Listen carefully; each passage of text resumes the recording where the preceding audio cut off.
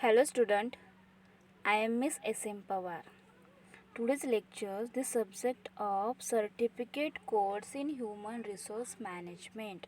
आपला जो career oriented course आहे तो आहे certificate course in human resource management. तर हा आपला COC म्हणजे करियर ओरिएंटेड कोर्स आहे. तर आपण या लेक्चर्समध्ये certificate course in human resource management यासाठी पेपर नंबर फर्स्ट आपला पेपर नंबर फर्स्ट आहे तो आहे ह्यूमन रिसोर्स मॅनेजमेंट.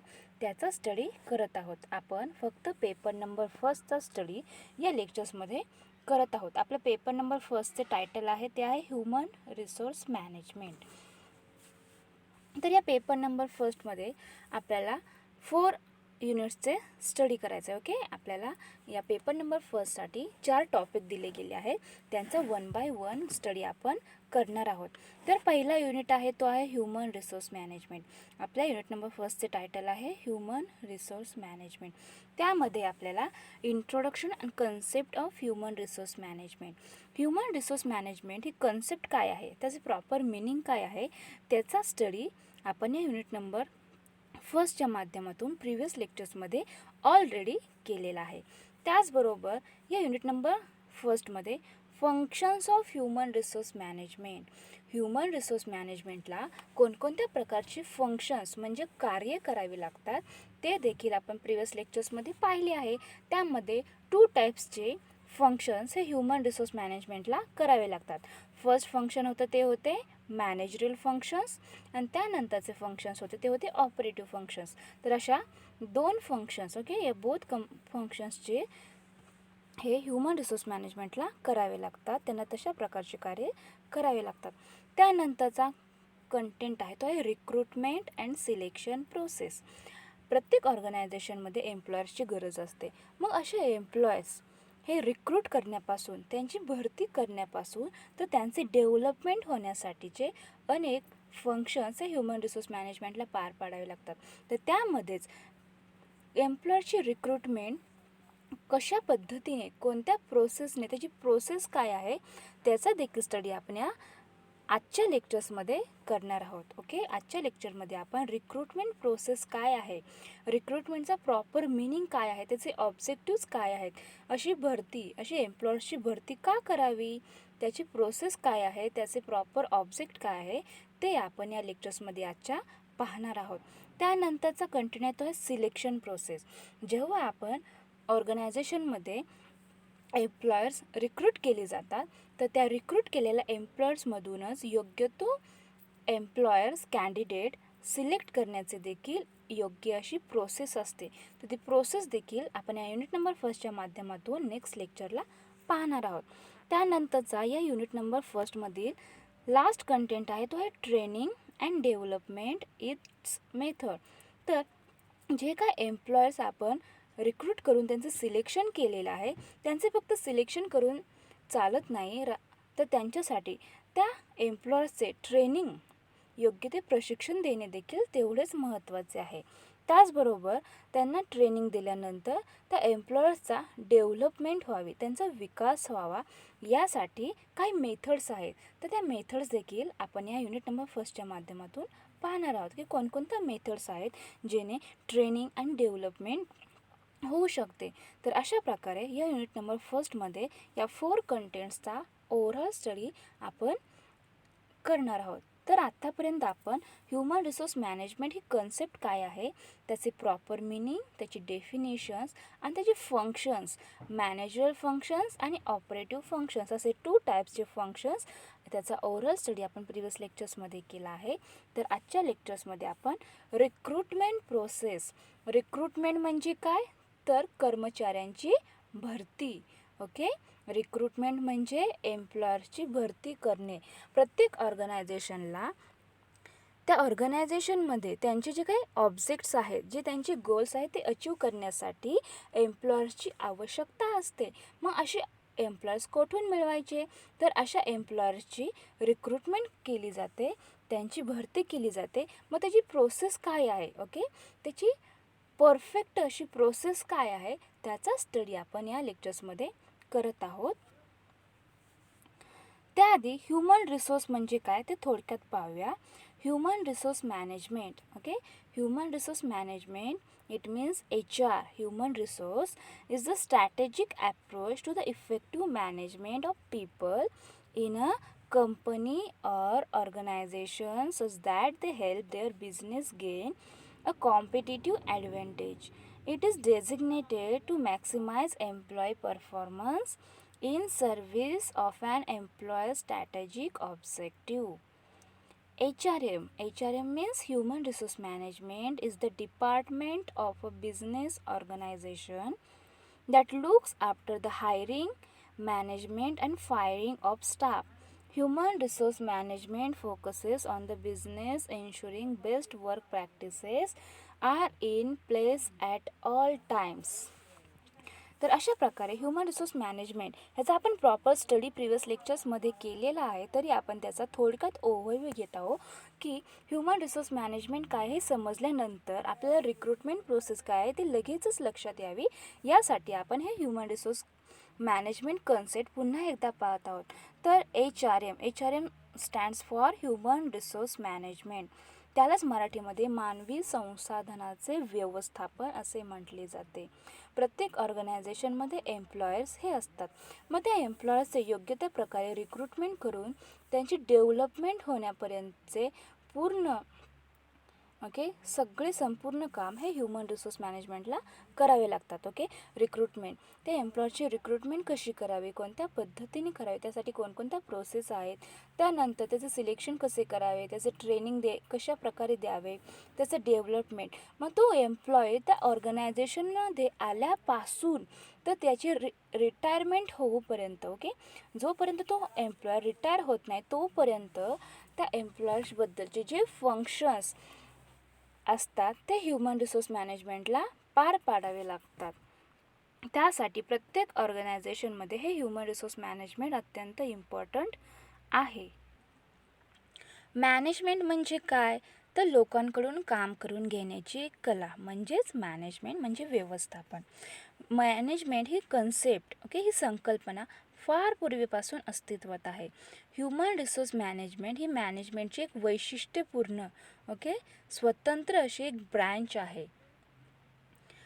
ऑर्गनायझेशनमध्ये जे कर्मचारी म्हणजे एम्प्लॉयर्स काम करतात त्यांचे मॅनेजमेंट करणे म्हणजेच ह्युमन रिसोर्स मॅनेजमेंट होय. ऑर्गनायझेशनमधील जे एम्प्लॉयर्स आहेत त्यांचे योग्य प्रकारे मॅनेजमेंट करणे म्हणजेच ह्युमन रिसोर्स मॅनेजमेंट. परंतु त्याची डीपली डेफिनेशन करायची म्हटली तर ह्युमन रिसोर्स मॅनेजमेंट म्हणजे बिझनेससाठी लागणाऱ्या मनुष्यबळाची भरती म्हणजे एम्प्लॉयर्सचे रिक्रुटमेंट करणे, त्यांचं सिलेक्शन, ट्रेनिंग आणि त्यांचे डेव्हलपमेंट करणे, त्यांचा विकास करणे, या सर्व फंक्शन्स म्हणजेच ह्युमन रिसोर्स मॅनेजमेंट होय. यामध्ये योग्य तो एम्प्लॉय मिळवण्यापासून तर त्या एम्प्लॉयरचा विकास करण्यापर्यंत अनेक प्रकारचे जाणीवपूर्वक प्रयत्न यामध्ये केले जातात. कारण एम्प्लॉयर हा बिझनेस ऑर्गनायझेशनचा एक प्रकारची असेट असते, एक मालमत्ता असते. जर एम्प्लॉयर्सच नसेल तर ती बिझनेस ऑर्गनायझेशन रन होऊ शकत नाही, कोणत्याही प्रकारचे काम करू शकत नाही. यासाठी एम्प्लॉयर्स हा त्या बिझनेस ऑर्गनायझेशनची एक असेट आहे. यावरून ह्युमन हा बिझनेस ऑर्गनायझेशनसाठी किती इम्पॉर्टंट आहे हे यामधून दिसून येते. बिझनेस उपक्रमात बिझनेसमध्ये जे काही फंक्शन्स घेतले जातात त्यामध्ये रिसोर्सेस, जी काही साधनसामग्री आहे ते रिसोर्सेस उपलब्ध असतात. त्या साधनसामग्रीच्या उत्पादन क्षमतेचा जास्तीत जास्त पुरेपूर उपयोग करून घेण्याचे काम या ह्युमन रिसोर्स थ्रू केले जाते. बिझनेस करायचं म्हटलं की त्यामध्ये अनेक गोष्टी इन्व्हॉल्व असतात. मग त्यामध्ये आपण ज्या काही गोष्टी प्रोडक्ट किंवा सर्व्हिसेस हे प्रोड्यूस करत असतो, मग त्या गोष्टी, त्या प्रोडक्ट अँड सर्व्हिसेस प्रोव्हाइड करण्यासाठी अनेक गोष्टींची आवश्यकता असते. मग त्या वस्तू प्रोड्यूस करत असताना फक्त मशिनरी असून चालत नाही, तर मशिनरी हँडल करण्यासाठी तिथे एम्प्लॉयर्सची गरज असते. मग अशा एम्प्लॉयर्सचा एम्प्लॉयर हा त्या मशिनरीचा, तो जो काही रॉ मटेरियल आहे, त्याचबरोबर जे काही इन्फ्रास्ट्रक्चर आहे त्याचा पुरेपूर वापर करू शकतो. जे काही रिसोर्सेस आहेत, ओके, त्या रिसोर्सेसचा योग्य त्या प्रकारे वापर करून योग्य ती वस्तू निर्माण करू शकतो आणि त्या ऑर्गनायझेशनचा जास्तीत जास्त प्रॉफिट मिळवून देण्यासाठी काम करू शकतो. तर त्यासाठी या एम्प्लॉयर्सचे जास्तीत जास्त चांगल्या पद्धतीने मॅनेजमेंट करण्याचे काम हे ह्युमन रिसोर्स मॅनेजमेंट करीत असते. मॅनेजमेंटची ह्युमन रिसोर्स मॅनेजमेंट ही एक स्वतंत्र अशी एक ब्रँच आहे.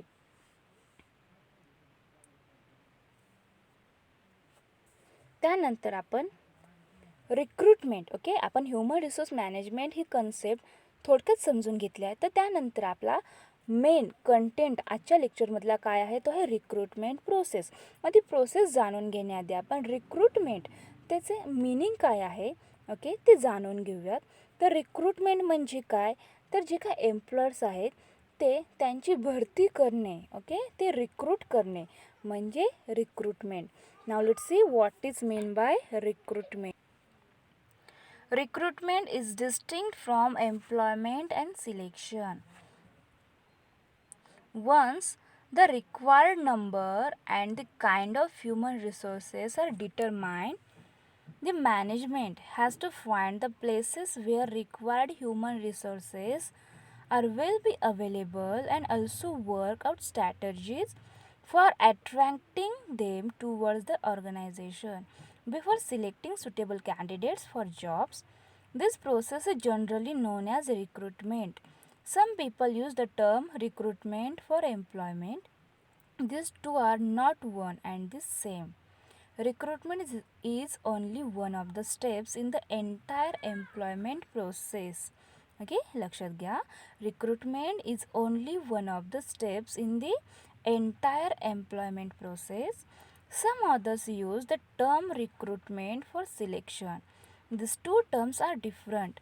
Technically speaking, the function of recruitment precedes the selection function, and it includes only finding, developing the sources of prospective employees and attracting them to apply for jobs in an organization. Whereas the selection is the process of finding out the most suitable candidate to the job out of the candidates attracted. Formal definition of recruitment would give clear-cut idea about the function of recruitment. Now we shall study recruitment in the following leaves. तर हे काय आपण आहे ते आहे रिक्रुटमेंटचे introduction. तर यामध्ये काय सांगितले आहे, तर रिक्रुटमेंट म्हणजे काय, तर जी काय आपला जॉब आहे, ओके, त्या जॉबसाठी सुटेबल असा एम्प्लॉयर्सची निवड करण्यासाठी, सिलेक्ट करण्यासाठी अशी रिक्रुटमेंट करावी लागते. ओके, जी काय आपली जॉबची पोझिशन आहे त्यासाठी योग्य तो कर्मचारी निवडण्यासाठी अशी रिक्रुटमेंट प्रोसेस प्रत्येक ऑर्गनायझेशन करीत असते.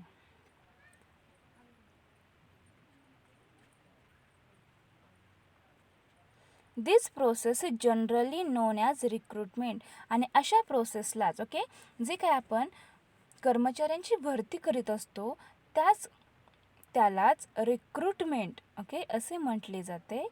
सम people use the term recruitment for employment. This two are not one and the same. Recruitment is only one of the steps in the entire employment process. Some authors use the term recruitment for selection. तर अशी recruitment, okay, ज्या वेळेस केली जाते तर त्यावेळेस कर्मचाऱ्यांची भरती केली जाते आणि त्यामधून जो काय आपली जॉब आहे त्या पोझिशनसाठी योग्य तो एम्प्लॉयर्स त्या रिक्रुटमेंट केलेल्या प्रोसेसमधून निवडला जातो. These two terms are different. Selection आणि रिक्रुटमेंट या जे काही टर्म्स आहेत त्या डिफरंट आहेत. ओके, रिक्रुटमेंट आणि सिलेक्शन या दोन्ही टर्म्स डिफरंट आहे. रिक्रुटमेंट म्हणजे काय, तर फक्त यांमध्ये कर्मचाऱ्यांची भरती केली जाते. आणि सिलेक्शन म्हणजे काय, तर यामध्ये जे काय आपण कर्मचाऱ्यांची भरती केली आहे, जे काही रिक्रूट केलेलं आहे त्याच्यामधूनच योग्य तो कॅन्डिडेट निवडणे, त्याचं सिलेक्शन करणे म्हणजे सिलेक्शन प्रोसेस होय. ओके, या दोन्ही कन्सेप्ट, ह्या दोन्ही टर्म्स ह्या डिफरंट आहेत, निराळ्या आहेत. यामध्ये रिक्रुटमेंट आणि सिलेक्शन या दोन्ही कन्सेप्ट वेगवेगळ्या आहेत. Technically speaking, the function of recruitment precedes the selection function, and it includes only finding, developing the sources of prospective employees and attracting them apply for jobs in an organization. तर रिक्रुटमेंटमध्ये काय केले जाते, तर जो काय आपला ऑर्गनायझेशनमध्ये जॉबसाठी पोझिशन आहे त्याच्यासाठी फक्त त्याने ॲप्लिकेशन करावे. ओके, हे काम या रिक्रुटमेंट प्रोसेसमध्ये केली जाते. Whereas the selection is the process of finding out the most suitable candidate to the job out of the candidates attracted. आणि ज्या वेळे ओके रिक्रुटमेंट प्रोसेसमध्ये कॅन्डिडेट्स हा त्या जॉब पोझिशनसाठी ॲट्रॅक्ट होत असतो आणि त्याच्यानंतर त्यांची रिक्रूट केली जातात, अशी कॅन्डिडेट्स रिक्रूट केली जातात. आणि त्यानंतर रिक्रूट केलेल्या कॅन्डिडेट्समधून योग्य त्या पोझिशनसाठी असलेला एम्प्लॉयर कॅन्डिडेट निवड केली जाते, त्याला सिलेक्शन असे म्हटले जाते. तर हे रिक्रुटमेंट काय आहे ते आणखीन जाणून घेण्यासाठी आपण त्याचे काही डेफिनेशन्स पाहणार आहोत. तर these are the 2 definitions of recruitment. तर फर्स्ट डेफिनेशन आहे रिक्रुटमेंटची, फर्स्ट डेफिनेशन पाहूया. ती आहे a process to discover the sources of manpower to meet the requirements of the staffing schedule and to employ effective measures for attracting that manpower in adequate numbers to facilitate effective selection of an efficient workforce. Okay, a process to discover the sources of manpower to meet the requirements of the staffing schedule and to employ effective measures for attracting that manpower in adequate numbers to facilitate effective selection of an efficient workforce. प्रत्येक ऑर्गनायझेशनमध्ये जे काही job असतो, जे काही positions असतात त्यासाठी एम्प्लॉयरची आवश्यकता असते. मग असे एम्प्लॉयर्स कुठून आणायचे, तर त्यासाठी ती ऑर्गनायझेशन योग्य तो कर्मचारी घेण्यासाठी त्याची भरती करते. ओके, रिक्रुटमेंट ही प्रोसेस करीत असते. मग अशा रिक्रुटमेंट प्रोसेसमध्ये तो कॅन्डिडेट्स ओके त्या पोझिशनकडे, त्या जॉबसाठी अट्रॅक्ट होण्यासाठी अशी रिक्रुटमेंट प्रोसेस केली जाते.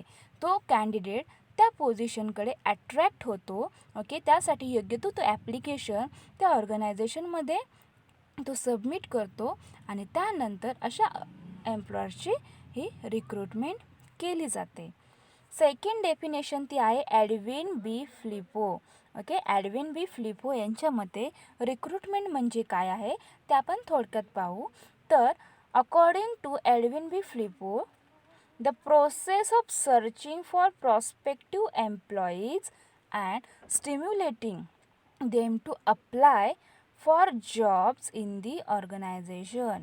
ओके, एडविन बी फ्लिपो यांच्या मते रिक्रुटमेंट म्हणजे काय आहे, तर the process of searching for prospective employees. Recruitment म्हणजे ती एक प्रोसेस आहे, ती एक प्रक्रिया आहे जे प्रॉस्पेक्टिव्ह एम्प्लॉईज सर्च करण्याची ती एक रिक्रुटमेंट म्हणजे एक प्रोसेस आहे. त्याच्यामध्ये प्रॉस्पेक्टिव्ह एम्प्लॉईजचा काय केला जातो, सर्च केला जातो, शोध घेतला जातो. And stimulating them to apply for jobs in the organisation. मग असे एम्प्लॉयर्स त्या जॉबसाठी त्या ऑर्गनायझेशनकडे अप्लाय करीत असतात. ओके, तर अशा प्रकारे या 2 डेफिनेशन्स आहेत ते आपण पाहिलेले आहेत. त्यानंतरचा कंटेंट आहे तो आपण अभ्यासणार आहोत. तो आहे objectives of recruitment. Okay, एम्प्लॉयर्सची recruitment करण्याची, ओके कर्मचाऱ्यांची भरती करण्याची त्याचे ऑब्जेक्टिव्ज काय आहेत, त्यांची उद्दिष्टे काय आहेत ते आपण थोडक्यात समजून घेणार आहोत. ओके, यामध्ये 8 ऑब्जेक्टिव्ज आहेत. Okay, these are the 8 main objectives of recruitment. Now let's see one by one. First objective आहे तो आहे to attract people with multi-dimensional skills and experiences that suit the present and future organizational strategies. Okay, first objective काय आहे तो आहे to attract people with multi-dimensional skills and experiences that suit the present and future organizational strategies. Second objective काय आहे तर तो आहे to induct outsiders with a new perspective to lead the company. त्यानंतरचं ऑब्जेक्टिव्ह काय आहे तो आहे to infuse fresh blood at all levels of the organisation. 4 नंबरचा ऑब्जेक्टिव्ह आहे तो आहे to develop and organisational culture that attracts competent people to the company. Next आहे to search or hunt pouch people whose skills fit the company's values. त्यानंतरचं objective आहे तो आहे to devise methodologies for assessing psychological traits. Next आहे to seek out non conventional development grounds of talent. आणि last आहे तो आहे to search for talent globally and not just within the company. Okay, these are the 8 most important objectives of recruitment. तर पहिला काय होता तर तो होता to attract people with multi dimensional skills and experiences that suit the present and future organisational strategy. जी सध्याची present आणि फ्युचरमधील म्हणजे भविष्यकाळातली जी ऑर्गनायझेशन स्ट्रॅटर्जी असेल, जी संघटनेची व्यूहरचना असेल, तर त्यासाठी त्या ऑर्गनायझेशनमध्ये त्या जॉबसाठी योग्य तो एम्प्लॉयर्स असणे आवश्यक आहे. मग असा एम्प्लॉयर्स कुठून आणायचा तर त्यासाठी रिक्रुटमेंट केली जाते. मग अशी रिक्रुटमेंट प्रोसेसमधून असे मोस्ट डायमेन्शनल स्किल्स असलेले आणि एक्सपिरियन्स असलेले एम्प्लॉयर्स हे रिक्रूट केले जातात. रिक्रूट केलेल्या एम्प्लॉयर्समधूनच योग्य तो कॅन्डिडेट सिलेक्ट केले जातो. त्यानंतरचा ऑब्जेक्टिव्ह आहे तो आहे to induct outsider with a new perspective to lead the company.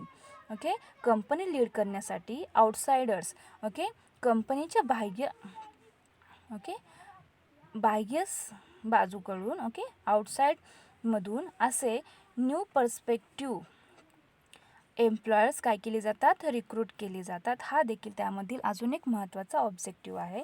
त्यानंतर आहे to infuse fresh blood at all levels of the organisation.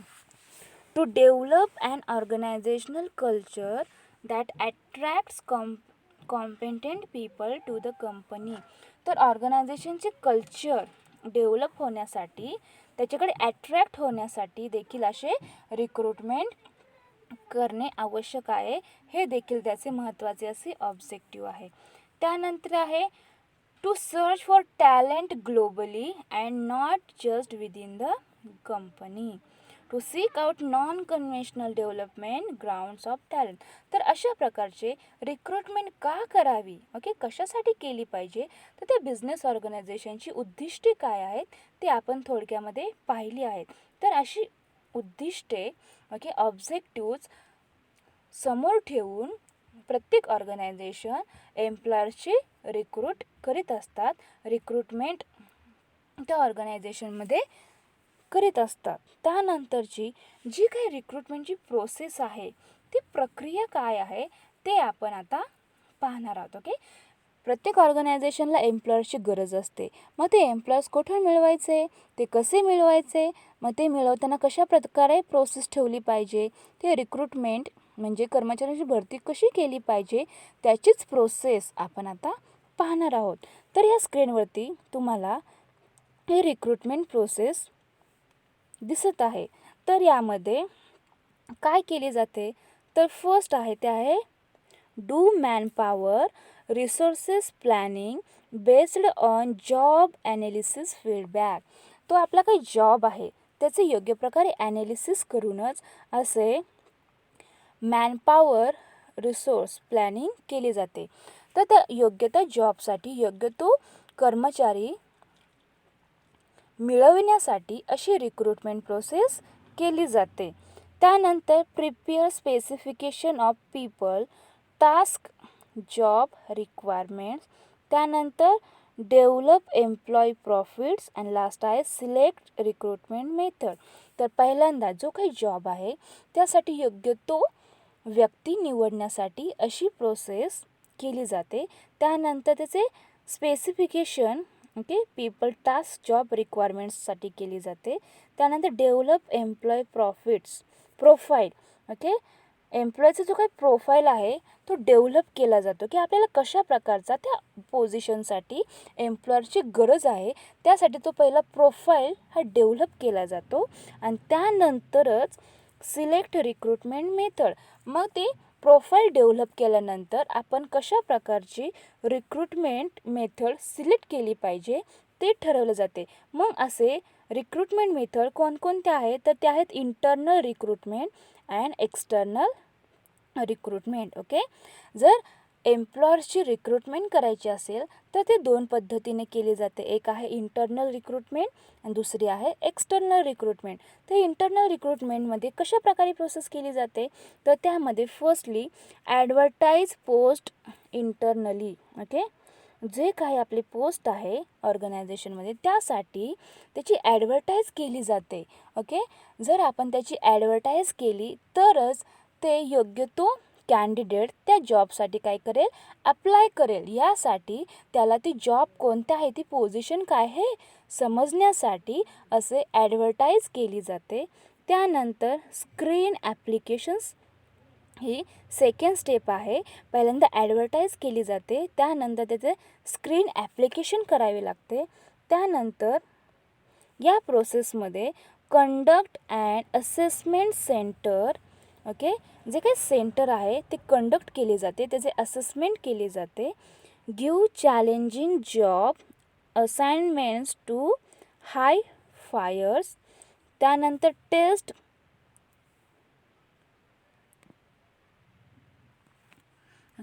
या इंटर्नल रिक्रुटमेंट प्रोसेसमध्ये फर्स्टली काय केले, तर जी काही पोस्ट आहे त्याची ॲडव्हर्टाईज केली जाते. त्यानंतर त्याचं स्क्रीन ॲप्लिकेशन केली जाते.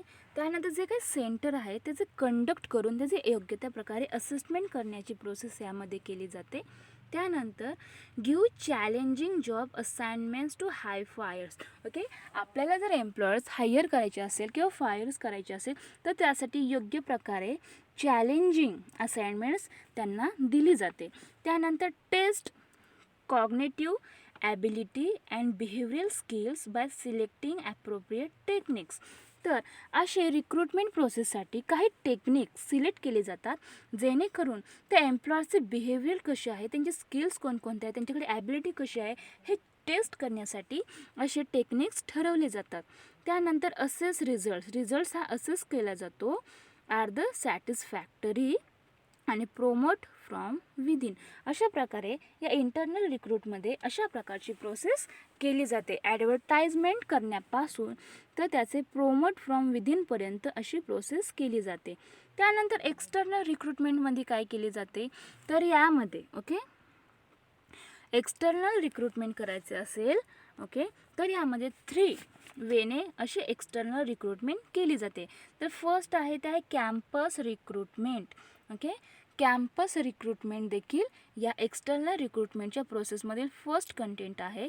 त्या कॅम्पस रिक्रुटमेंटने देखील एम्प्लॉयर्स रिक्रूट केले जातात. त्यानंतर सेकंड वे आहे तो आहे थ्रू ॲडव्हर्टाइजमेंट्स. ॲडव्हर्टाइजमेंटच्या द्वारे देखील एम्प्लॉयर्स रिक्रूट केले जातात. आणि एक्सटर्नल रिक्रुटमेंटमधील थर्ड सोर्स आहे तो आहे through search firms middle and senior level. तर जे काही फर्म्स असतात त्यांच्यामधून असे एम्प्लॉयर सर्च केले जातात, शोधले जातात. तर रिक्रुटमेंट प्रोसेसमध्ये इंटर्नल रिक्रुटमेंट आणि एक्सटर्नल रिक्रुटमेंट अशा 2 प्रोसेस राबविल्या जातात. त्यामध्ये इंटर्नल रिक्रुटमेंटमध्ये आपण आत्ताच पाहिले आहे की ते जे काही जॉबची पोस्ट आहे त्याची ॲडव्हर्टाइजमेंट करण्यापासून तर त्याचे योग्य त्या प्रकारचे त्या एम्प्लॉयजचे रिक्रूट करण्यापर्यंत योग्य ती प्रोसेस यामध्ये केली जाते. ओके. त्यानंतर एक्सटर्नल रिक्रुटमेंट करीत असताना त्यामध्ये 3 सोर्सेसचा वापर केला जातो. ओके. 3 मार्गांचा वापर केला जातो. यामध्ये फर्स्ट सोर्स आहे तो वे आहे, मार्ग आहे, तो आहे कॅम्पस रिक्रुटमेंट. तर असे काही कॅम्पस ठरवले जातात, त्याच्यामधून योग्य तो कर्मचारी रिक्रूट केला जातो, भरती केला जातो. त्यानंतरची सेकंड वे आहे तो आहे थ्रू ॲडव्हर्टाइजमेंट. ॲडव्हर्टाइजमेंटच्या देखील असे एक्सटर्नल रिक्रुटमेंट केली जाते. आणि थर्ड वे आहे तो आहे थ्रू सर्च फर्म्स. जे काही फर्म्स असतात मोठमोठ्या, तर त्याच्यामधून असे एम्प्लॉयर्स सर्च केले जातात. तर कॅम्पस रिक्रुटमेंटमध्ये काय केले जाते, तर keep regular contact with the institute. Campus रिक्रुटमेंटच्या वेळेस जे काही इन्स्टिट्यूट असतात, ओके, त्यांच्याबरोबर कॉन्टॅक्ट साधला जातो, जेणेकरून योग्य तो एम्प्लॉयर्स त्या जॉब पोझिशनसाठी मिळू शकेल. यासाठी ज्या मोठमोठ्या एज्युकेशनल इन्स्टिट्यूट्स असतात त्यांच्याशी कॉन्टॅक्ट साधला जातो. ओके. एक्सटर्नल रिक्रुटमेंटच्या वेळेस कॅम्पस रिक्रुटमेंट हा फर्स्ट सोर्स आहे. त्या फर्स्ट सोर्सच्या माध्यमातून त्याची प्रोसेस कशी केली जाते, तर त्यामध्ये फर्स्टली जी काही इन्स्टिट्यूट आहे त्यांच्याबरोबर रेग्युलरली कॉन्टॅक्ट साधला जातो. त्यानंतर prepare well for placement talks. Okay. जेव्हा तिथे प्लेसमेंट होणार असेल तर त्याचे प्रिपरेशन करण्यासाठीची जी काही बोलणी आहे ती आधीच केली जाते. त्यानंतर train interviews on interview skills. Okay. जे काही इंटरव्ह्यूज आहेत, जे इंटरव्ह्यू देणारे एम्प्लॉयर्स आहेत त्यांना ट्रेन केले जाते आणि त्यांचे इंटरव्ह्यू स्किल्स हे देखील त्यामधून टेस्ट केली जाते. त्यानंतर conduct interviews with shortlisted candidates. Okay.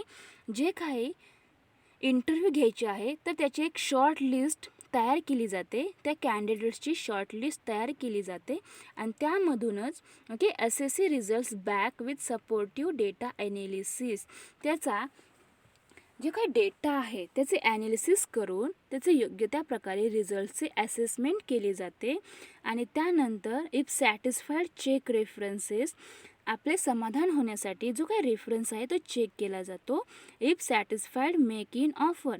आणि त्याच्यासाठी देखील इफ सॅटिस्फाईड जर गरज असेल तर त्याची ऑफर दिली जाते. तर अशा प्रकारे कॅम्पस रिक्रुटमेंट करताना अशी प्रोसेस प्रत्येक ऑर्गनायझेशन ही प्रोसेसची वापर करत असतं. त्यानंतर एक्सटर्नल रिक्रुटमेंटमधील सेकंड सोर्स आहे तो आहे थ्रू ॲडव्हर्टाइजमेंट. ओके. ॲडव्हर्टाइजमेंटच्या माध्यमातून देखील कर्मचाऱ्यांची काय केली जाते, रिक्रुटमेंट केली जाते, भरती केली जाते. मग कशा प्रकारे केली जाते, ती प्रोसेस काय आहे ते आपण आता थोडक्यात पाहूया. तर यामध्ये screen applications it is the first step in the through advertisements recruitment. यामध्ये स्क्रीन ॲप्लिकेशन करावे लागते. त्यानंतर इन्व्हाइट शॉर्ट लिस्टेड कॅन्डिडेट्स. जे काही कॅन्डिडेट्स आहेत ते शॉर्ट लिस्टेडच्या आधारे इन्व्हाइट केले जातात. त्यानंतर hire consultant search firm for conducting test. त्यानंतरची स्टेप आहे ते choose tool to conduct test to use as support data. आणि त्यानंतर screen applicants by assessing application forms and or references. तर अशा प्रकारे ॲडव्हर्टाइजमेंटच्या माध्यमातून जी काही रिक्रुटमेंट केली जाते त्यामध्ये या 5 स्टेप्सच्या आधारे ही रिक्रुटमेंट प्रोसेस केली जाते. आणि एक्सटर्नल रिक्रुटमेंटमधील लास्ट सोर्स आहे, ओके, तिसरा सोर्स आहे तो आहे थ्रू सर्च फर्म्स. ओके. फर्म्सचा शोध घेऊन त्याच्या माध्यमातून अशा एम्प्लॉयर्सची रिक्रुटमेंट केली जाते. तर यामध्ये देखील काही स्टेप्स आहेत. तर फर्स्ट स्टेप आहे ती आहे provide firm with clearly outline employee profile. तर जी काही फर्म आहे ज्यामधून असे एम्प्लॉयर्स सर्च केले जाणार आहे त्या फर्मला त्या एम्प्लॉयबद्दलचा प्रोफाईल जो असेल तो क्लिअरली त्याची आउटलाईन ही प्रोव्हाइड केली जाते. त्यानंतर invite candidates for preliminary interviews. Okay. त्या कॅन्डिडेट्सला प्रिलिमिनरी इंटरव्ह्यूज देण्यासाठी इन्व्हाइट केली जाते आणि त्यानंतर त्यांचं screen applicants by assessing applications from and or references. तर अशा प्रकारे इंटर्नल रिक्रुटमेंट आणि एक्सटर्नल रिक्रुटमेंट प्रोसेस राबवून प्रत्येक ऑर्गनायझेशन एम्प्लॉयर्सची काय करीत असते, भरती करीत असते, एम्प्लॉयर्स रिक्रूट करीत असतात. तर थोडक्यात सांगायचे म्हटले तर प्रोसेस ऑफ रिक्रुटमेंट ही अत्यंत सिम्पल आणि इझी अशी प्रोसेस आहे. यामध्ये फर्स्टली जो काही जॉब आहे, जे काही जॉबचे ॲनालिसिस केली जाते, ती पोझिशनसाठी आपण जे एम्प्लॉयर्स आपण घेणार आहोत त्याचे रिक्रुटमेंटपासून ह्याची सुरुवात केली जाते. मग असे त्या जॉबचे फर्स्टली ॲनालिसिस केले जाते. त्यानंतर जो काही जॉब आहे, जो जॉब आहे त्याचे स्पेसिफिकेशन केली जाते, त्याचे प्रिपरेशन केली जाते. त्यानंतर त्या जॉबसाठी जो योग्य असा एम्प्लॉय आपण निवडणार आहे त्याची प्रोफाईल डेव्हलप केली जाते आणि त्यानंतर योग्य ती रिक्रुटमेंट मेथड निवडली जाते. मग अशा रिक्रुटमेंट मेथड या 2 आहेत. फर्स्ट आहे इंटर्नल रिक्रुटमेंट आणि सेकंड आहे एक्सटर्नल रिक्रुटमेंट. तर इंटर्नल रिक्रुटमेंटमध्ये ॲडव्हर्टाईजमेंट करण्यापासून तर त्या एम्प्लॉयचे रिक्रुटमेंट करण्यापर्यंत त्या अनेक स्टेप्समधून जावे लागते. आणि एक्सटर्नल रिक्रुटमेंट करीत असताना यामध्ये 3 सोर्सेसचा वापर केला जातो. 3 मार्गांचा वापर करून असे एक्सटर्नल रिक्रुटमेंट केली जाते. तर ते 3 सोर्सेस कोणते आहेत? तर फर्स्ट आहे कॅम्पस रिक्रुटमेंट, सेकंड आहे थ्रू ॲडव्हर्टाईजमेंट आणि थर्ड आहे थ्रू सर्च फर्म्स. तर या 3 सोर्सेसच्याद्वारे अशी रिक्रुटमेंट प्रोसेस केली जाते. तर तुम्हाला प्रोसेस ऑफ रिक्रुटमेंट काय हे थोडक्यात समजू शकेल. अशीच ही रिक्रुटमेंट प्रोसेस अत्यंत सिम्पल आणि इझी आहे. त्यानंतर चा कंटेंट आहे तो आहे the following factors should be taken in to consideration in formulating the recruitment policy. जी काही रिक्रुटमेंट पॉलिसी आहे तर त्यासाठी काही फॅक्टर्स आहेत जे रिक्रुटमेंट पॉलिसी कन्सिडर करण्यासाठी त्याचे फॉर्म्युलेटिंग केले जाते. तर ते फॅक्टर्स कोणकोणते आहेत? तर these are the 7 factors.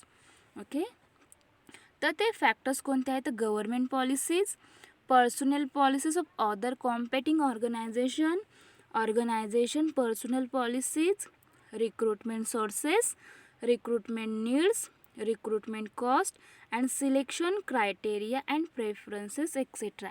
So these are the 7 factors should be taken into consideration in formulating the recruitment policy.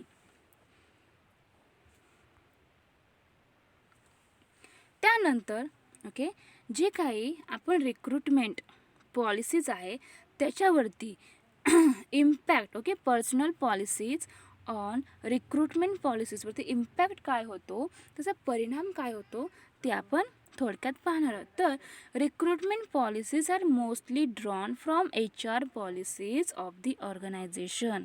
जी काही रिक्रुटमेंट पॉलिसी आहे are mostly drawn from human resource policies of the organisation according to Dale Yoder and Paul D Staudohar.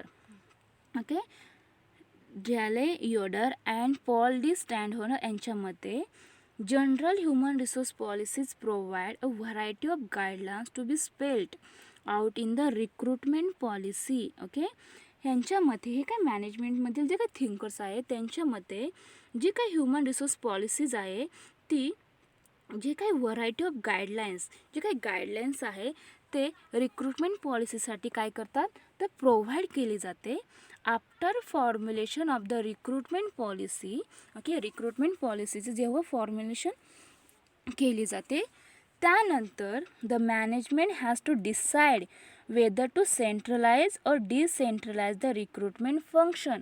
Okay, ज्या वेळेस recruitment पॉलिसीचे formulation केली जाते त्यानंतर जे human resource management आहे ते डिसाईड करते की ती रिक्रुटमेंट फंक्शन हे सेंट्रलाइज असेल की डिसेंट्रलाइज असेल. ओके,